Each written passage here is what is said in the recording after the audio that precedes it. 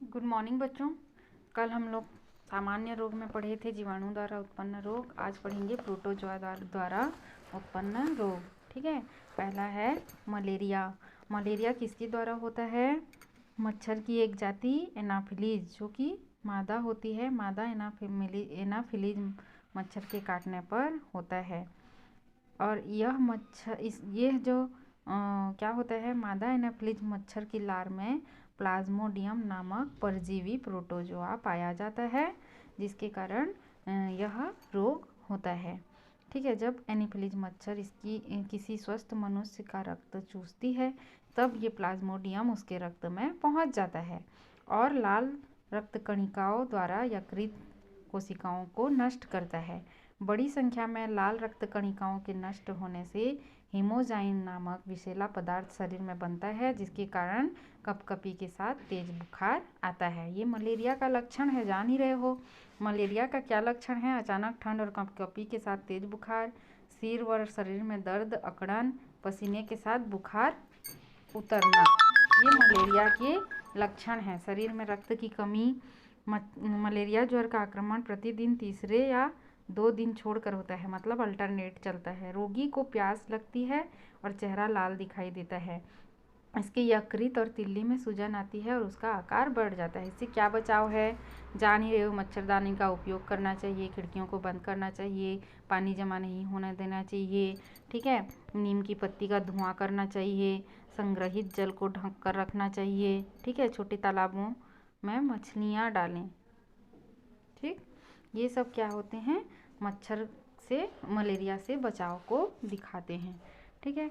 WHO world health organisation की सहायता से राष्ट्रीय मलेरिया उन्मूलन योजना के अंतर्गत रोगी के रक्त की जांच की जाती है और संक्रमण की स्थिति में 600 मिलीग्राम क्लोरोक्विन की एक टिकिया पहले दिन या उसके बाद 15 मिलीग्राम की एक टिकिया प्रतिदिन के हिसाब से लगातार 4 दिनों तक दी जाती है। ये उसका बचाव है।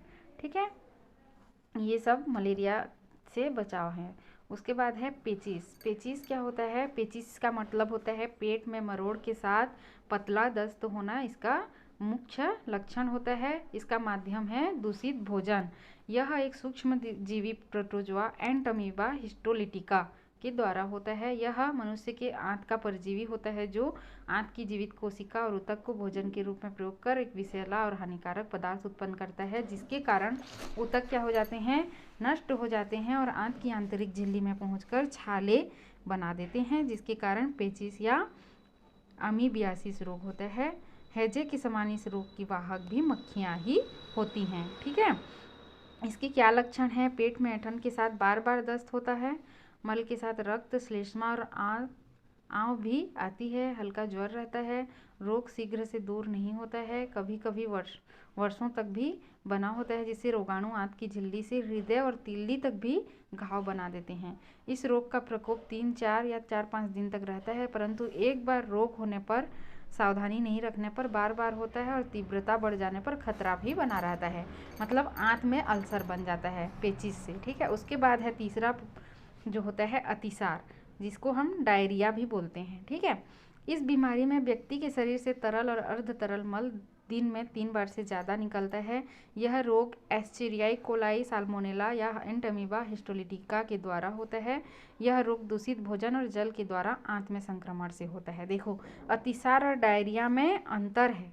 ठीक है। क्या अंतर है?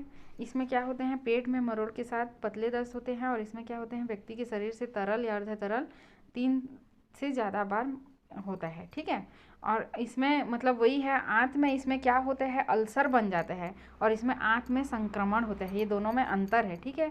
अतिसार के क्या लक्षण हैं? डायरिया के पेट में ऐंठन और मरोड़ के साथ लगातार पतले दस्त, उल्टी होना, मुंह सूखना, प्यास लगना, चिड़चिड़ापन, वजन में कमी, मंद नाड़ी, लंबी और तेज सांसें चलना, धसी आंखें, सिकुड़ी नाक, जीभ और गाल का भीतरी भाग सूख जाना, मल मूत्र कम आना या ना आना अथवा गहरा पीला मूत्र आना, शरीर का जल अत्यधिक मात्रा में निकलने से डिहाइड्रेशन के कारण मृत्यु भी हो सकती है। मतलब इसमें शरीर का पानी खत्म हो जाता है। इससे क्या बचाव है?